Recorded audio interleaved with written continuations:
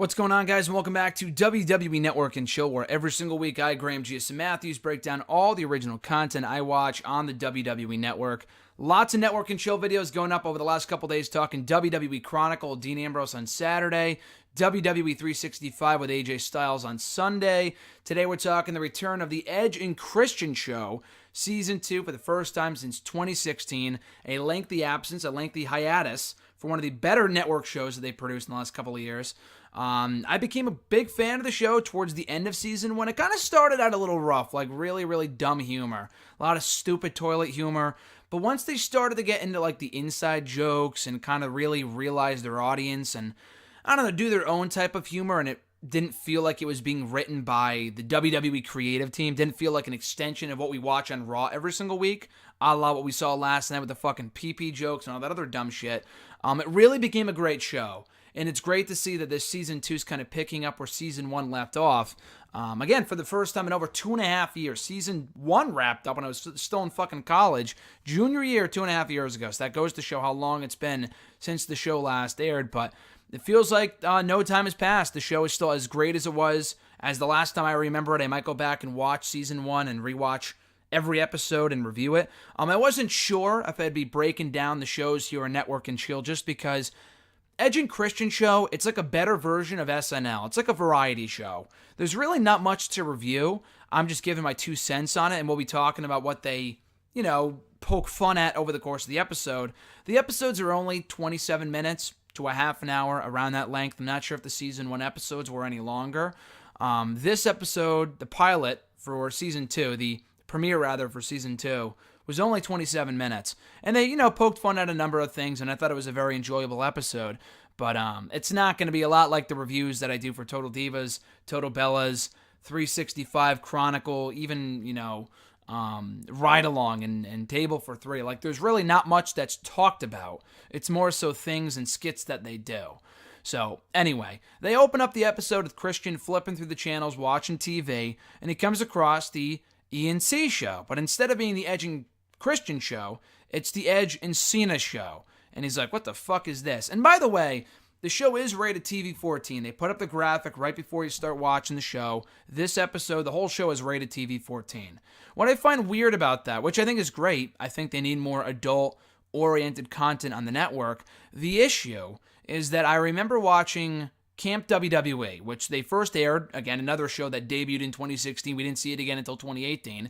They aired some new episodes earlier this year. I know for almost a fact that they drop the F-bomb a bunch of times. They say shit. They swear. It's like their version of South Park. Not nearly as funny. It was okay. It was not great, which is why I didn't talk about it here on Network and Chill. But they're allowed to kind of push the envelope a little bit with stuff that they say. And so is the Edge and Christian show and stuff they kind of poke fun at. But they are allowed to swear, but it's all bleeped out. So maybe because they're advertising it on Raw that it has to be bleeped out, I'm not exactly sure. It would have been cooler if it was an unrated show or if they were allowed to swear. Because Camp WWE does not seem, and I might be mistaken, I gotta go back and watch the show. But as far as I remember, I think Camp WWE did not bleep out the F-bomb and shit like that, but they do here, which was kind of annoying, but it was whatever. So anyway, Edge, or rather Christian, starts watching the Edge and Cena show. He wakes up, realizes it was all a dream. Christian goes to the studio to go get the Edge and kind of pick up where they left off with the Edge and Christian show. He encounters Fandango and Tyler Breeze, Breezango collectively on his way to the studio, and they kind of mock how security guards kind of make fun of the WWE superstars when they say that they wrestle, like, why would I let you in the building? I don't know who you are, blah, blah, blah.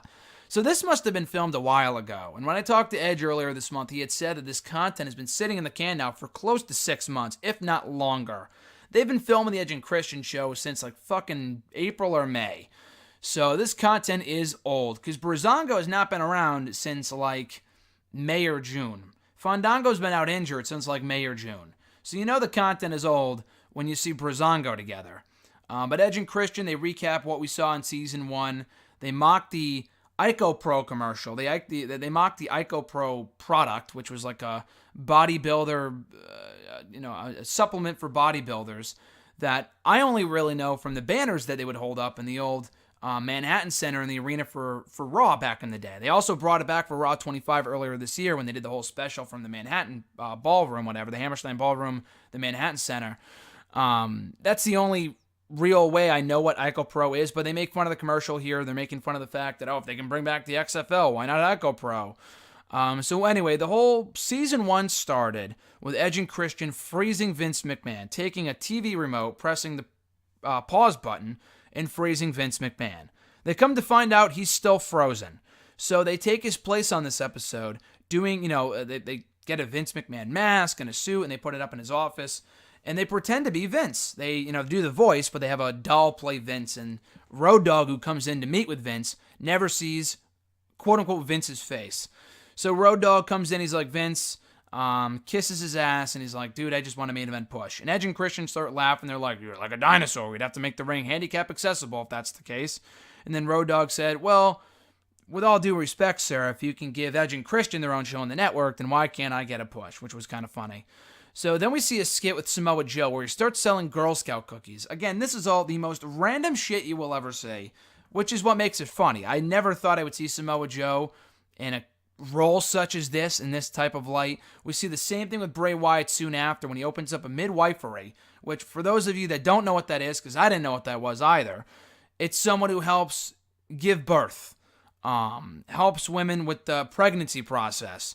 And he's like, well, I can't have kids myself, of course, because I don't have a vagina. That's what he said. He didn't say vagina, he said virgina, so whatever. But I thought the whole thing, maybe they said that because they can't say vagina on the network, and so I don't know. But it was amazing, because again, you would never see Samoa Joe and Bray Wyatt doing this type of shit. And yeah, you can argue, well, it kills kayfabe. Bray Wyatt's a mystical character. He has an aura about him. He really doesn't. Not anymore. He hasn't for 5 years. So why the fuck wouldn't you just poke fun at the character and have him do dumb shit like this? It's not like the Undertaker on there doing dumb shit like this. It's Samoa Joe, Bray Wyatt. The curtain was pulled back years ago. Everyone knows it's not real. So why not involve them in shit like this? The only people that are going to be watching the show anyway are people that know it's not real. So why the hell not? Edge and Christian play the Chump Stain Challenge again, which was a recurring theme over the course of Season 1, where they go back and forth with certain challenges, and I think Christian ended up getting the win. The purpose of this Chump Stain Challenge was so they would air a video with a WWE superstar. They were asked a certain question. Edge and Christian, instead of guessing the answer, they had to guess whether that superstar got the question right or wrong. Yes, it's very confusing, but they have to have enough faith in their fellow WWE superstars to know that they got the question right. Edge ends up winning the whole thing 3-1. They also brought back Will WWE Talk About It, which was a great segment in Season 1. They took a couple shots at the Bullet Club. Will WWE talk about the Bullet Club? Will WWE talk about AJ Styles and his TNA past? Which they actually ended up doing, which is pretty funny. Not on WWE TV. They did mention Impact. They did mention the initials TNA right after WrestleMania this year. But they did end up talking about TNA. They just did a whole fucking network special on AJ Styles, and they mentioned TNA. And they went in depth about it, which was pretty cool. But yeah, so they bring that back. They mentioned Ricochet, who ended up getting signed by WWE. They're like, oh, a lot can happen in 2 years, and everything they mentioned here ended up happening, including Ricochet being signed by the company, the XFL, Goldberg, Ronda Rousey coming to WWE, Adam Cole coming to NXT, Daniel Bryan's heel turn, which was very specific, and they obviously poked fun at that, the fact that Daniel Bryan would not only return to the ring, but a couple months later turn heel and become WWE champion. And then it leads to the punchline that they mentioned Edge and Christian show Season 3, and that of course they're going to mention that. Of course there's going to be a Season 3, but maybe not after seeing the budget for Season 2, after all the indie wrestler appearances that they have.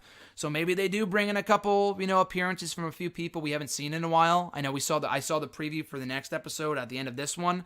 They showed Vicky Guerrero, they showed Nunzio, they showed Tommy Dreamer, they showed a lot of current superstars, which was cool. I'm not sure if they can get someone like fucking, I don't even know, Zack Sabre Jr. I don't even know if they would want to do this shit. So I like the fucking Young Bucks. I don't see them doing like a Being the Elite crossover here. I highly doubt that, but we'll see what they have in mind. Maybe they might have been just joking about that. We'll see.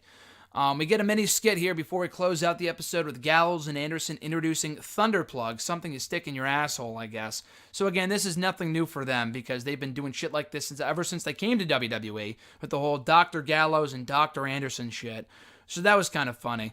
They said they got the thunder plugs from Goldberg's piss, and again, this is all stupid stuff, but I thought it was funny. And then they close out the episode with Christian imagining that he got fired by Vince. Vince says, "Oh, I never liked you," and then he fires Christian. Christian wakes up, and he's like, "Oh, it was all a dream." Then he wakes up next to John Cena. He's like, "Oh, good morning, sunshine," some dumb shit like that. So Cena makes a lot of appearances on the show. You know it's been a while since they filmed this because John Cena has hair, but it's a lot shorter than it is now. So they probably filmed this in April or May or something when Cena was still around. But yeah, I thought overall Season 2, Episode 1, the premiere of the new season, was a good one, very enjoyable. If you like the end of Season 1, the second half of Season 1, you should like Season 2, or at least this episode. I don't know what the rest of the season entails, but I'm looking forward to finding out. I like this. It was only 27 minutes in length. Be sure to check it out on the network at your leisure. So with that being said, guys, be sure to like the video, drop a comment, share the video, and subscribe to the channel for more content.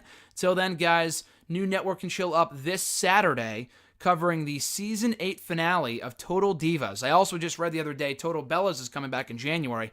They just won't give us a fucking break with these shows. I think Ms. and Mrs. is coming back too in January, so there's going to be a lot more shit to review. But thankfully, we get a bit of a break between now and then, with no Total Divas, no Total Bellas, and no Ms. and Mrs. So I don't know what I'll be talking about here on Network and Chill. Probably just the Edge and Christian show, but it's one less show to watch for now. So we won't have to worry about that till January. But in the meantime, though, guys, have a great rest of your week. I'm Graham G. Matthews, and I'll catch your ass down the road.